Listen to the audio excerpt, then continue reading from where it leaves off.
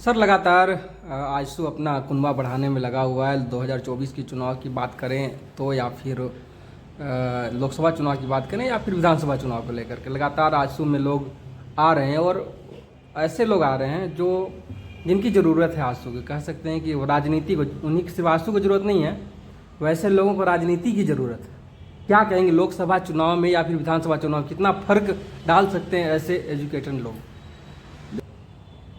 हम आदमियों का काम है संगठन को मजबूत करना। तो संगठन मजबूत होगा जब मिशन मेरी बहुत स्ट्रांग है। मिशन क्या है? सामाजिक न्याय और विकास। न्याय का होना समाज के स्तर पर ये बहुत इंपॉर्टेंट है, और जब न्याय हो जाएंगी तो डेवलपमेंट अपने आप ऑटोमेटिकली मोड पर आ जाएगा।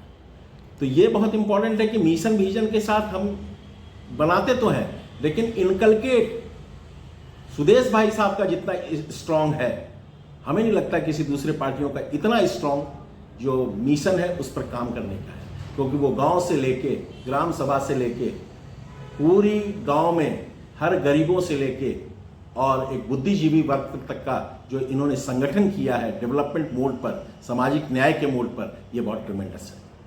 सर अगला अगर बात करें 2024 की, तो 2024 ऐसा साल होगा जहां पे राजनीतिक कुरुक्षेत्र का अखाड़ा बनेगा 2024 भारत में, खासकर देखा जाए तो। इस राजनीतिक कुरुक्षेत्र के अखाड़े में क्या कहना चाहेंगे? कौन व्यक्ति आगे बढ़ेगा, कौन व्यक्ति पीछे जाएगा, क्या कहेंगे? मैंने आपको बताया, जिनकी मिशन स्ट्रांग होगी वो ये व्यक्ति आगे बढ़ेगा। बिकॉज क्या कहते हैं कि हर आदमी का अपलिफ्टमेंट होना चाहिए, उनकी डेवलपमेंट होनी चाहिए, उनके भीतर नई सोच की जागरूकता पैदा होनी चाहिए, और एक पॉजिटिव फ्रेम ऑफ माइंड के साथ अपने आप को काम कर पाए पूरी फ्रीडम के साथ। ये हर मनुष्य को चाहिए। तो मेरा मिशन ही तो है सामाजिक न्याय और विकास। तो हम अपने आप को क्या कहते हैं उसी मिशन पर काम करेंगे और अपने आप को 2024 में बहुत ऊपर पाएंगे।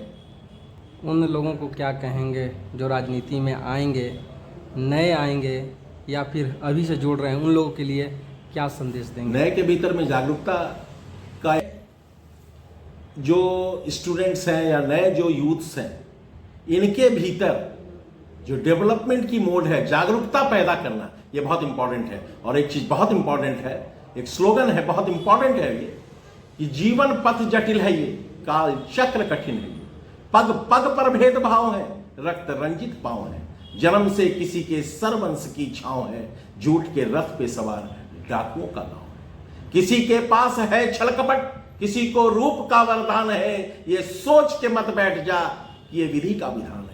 बज रहा मृदंग है, कहता अंग अंग है, कि प्राण भी शेष है, मान भी शेष है, उठा ले ज्ञान का धनुष, एक कण भी मांग मत भगवान से, एक ज्ञान की कमान पे लगा दे तू ये गुलाल से, कि रोक सकता है तो रोक के दिखा मुझे, हक छीनता आया है तो हक छीन के बता मुझे। एक ज्ञान के मंच पर सब एक समान है, विधि का विधान पलट दे तो ब्रह्मास्त्र ज्ञान है। तो आज से ये ठान ले, ये गांठ बांध ले कि कर्म के कुरुक्षेत्र में ना रूप का काम आता है, ना जाति काम आती है, ना धर्म काम आता है, ना बाप का नाम काम आता है, सिर्फ ज्ञान ही आपको आपका हक दिलाता है।